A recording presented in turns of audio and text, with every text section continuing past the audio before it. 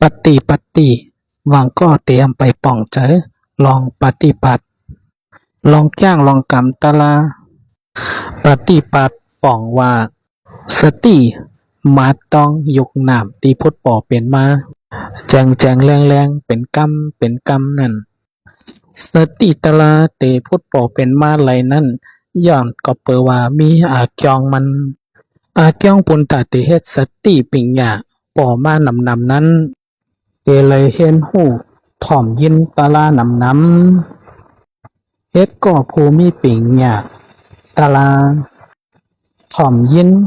ลองยุกแลน้ำขันถาเจไนเตเป็นอาจองเฮ็ดเธอสติปิงหยานำมาสติปิงหยามีแห้งมา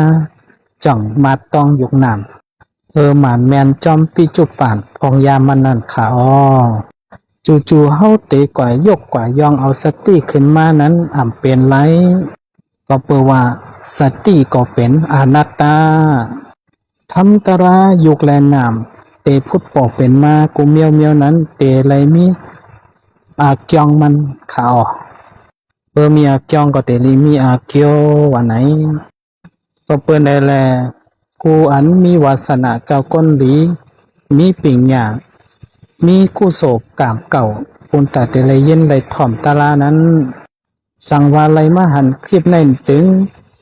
ถ่อมเอาเย็นเอาตาลาต้องขอทำตาลาไว้ปีลีหมันมันจะเป็นอาเกียวปะตั้งนาคาอ